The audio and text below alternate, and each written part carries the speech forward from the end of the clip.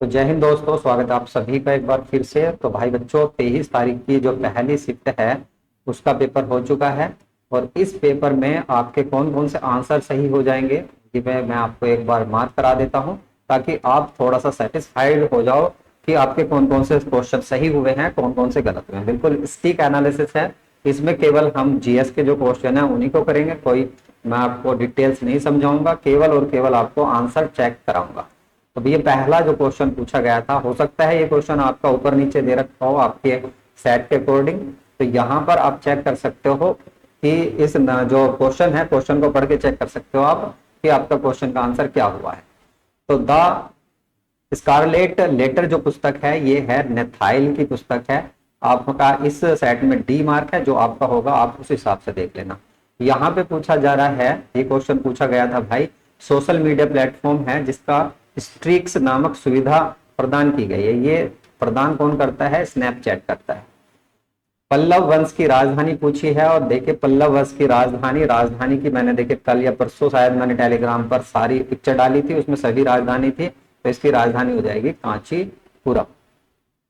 वहीं F S B का वो पूछा है कि ये क्या काम करता है, इसका काम क्या है? वित्तीय स्थिरता बोर्ड का तो है वित्तीय स्थिरता सुनिश्चित कराता है भाई। नेक्स्ट की बात करें तो जीएसटी के ब्रांड एम्बेसडर, बहुत बच्चों वाला क्वेश्चन पूछा गया है। तो जीएसटी से आगे भी क्वेश्चन बनेंगे। यदि अभी तक आपने पेपर देने जाना है तो भाई बच्चों ये चीजें सब याद करके जाइए। नेक्स्ट की बात करें तो फ्रांस और जर्मनी के बीच की सीमा रेखा पूछी है। ये है सिगफील्ड लाइन है इसके बीच में। कुछ बच्चे इसका मार्क कर रहे हैं केडब्ल्यू, लेकिन ये नहीं है भाई बच्चों, इसका राइट आंसर यही है। नेक्स्ट की बात करें तो ये आ जाएगा आपका विदेश व्यापार निदेशालय। ये किस मंत्रालय के अंदर काम करता है? तो वाणिज्य एवं उद्योग मंत्रालय के अंदर ये काम करता है। परमाणु ऊर्जा के उत्पादन के लिए कौन सा तत्व आवश्यक है? बच्चों वाला क्वेश्चन था, यूरेनियम की आवश्यकता होती है। नोएडा पूछा है, किस जिले में पड़ता है? गौतम बुद्ध नगर में, ज्यादातर बच्चों को पता ही होगा। विश्व डाक दिवस जो है ये 9 अक्टूबर को मनाया जाता है भाई। जून 2024 तक जो संघ गृह मंत्रालय है, यानी गृह मंत्रालय पूछा जा रहा है कि किसके पास था? ये अमित शाह जी के पास था। आगे पूछा जा रहा है कि जो इंडियन नेशनल कांग्रेस थी उसकी स्थापना किस वर्ष की थी? तो ये 1885 ईस्वी में की गई थी भाई बच्चों। भारत का पहला हवाई अड्डा कहां पर स्थित था? तो ये था बॉम्बे के अंदर। यहां पर पूछा जा रहा है जीएसटी पंजीकरण के लिए जो थ्रेश होल्ड लिमिट सीमा है वो कितनी है? तो 20 लाख रुपए है। जीएसटी में मैंने ये आपको कराया था क्वेश्चन।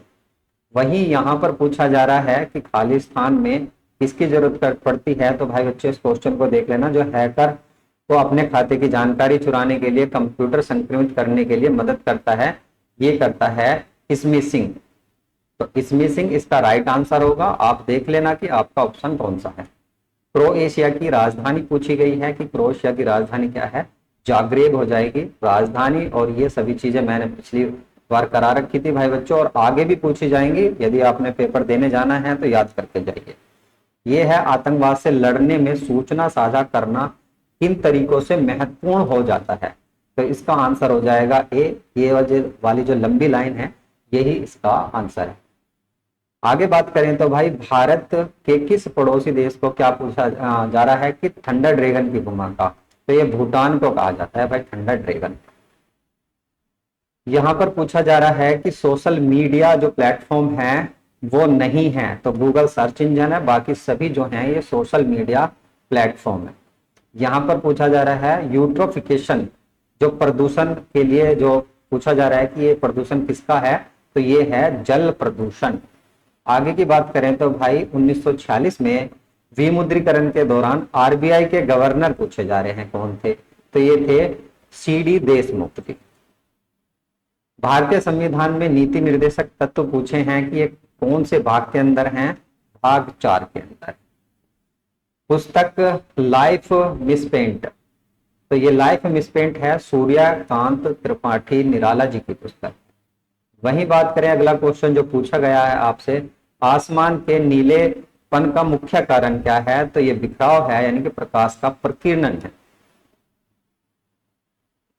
उसके बाद जो क्वेश्चन पूछा गया है ये पूछा गया है रमन सुब्बा राव। रमन सुब्बा राव एक इंग्लिश क्रिकेटर थे भाई, ये पुराने समय के।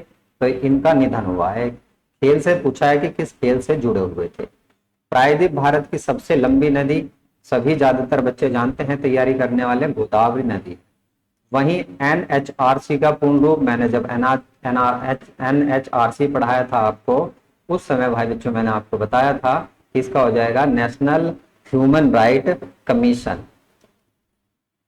आगे बात करें तो यहाँ पर 1985 में कौन सा अंतरराष्ट्रीय वर्ष घोषित किया गया था, तो युवा को घोषित किया गया था भाई, युवा वर्ष घोषित किया गया था।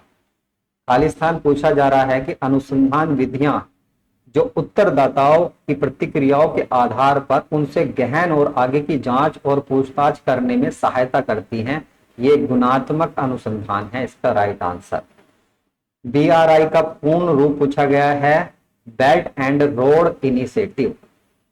वहीं आगे पूछा जा रहा है आपसे भाई कि खालिस्तान, इसका जो आंसर होगा बी होगा, स्पेयर फिशिंग हो जाएगा इसका आंसर भाई बच्चों। आगे की बात करें, कौन सा क्वेश्चन आपसे पूछा गया है, पहली बार राष्ट्रीय कृषि नीति घोषित की गई थी, ये की गई थी जुलाई 2000 में घोषित की गई थी।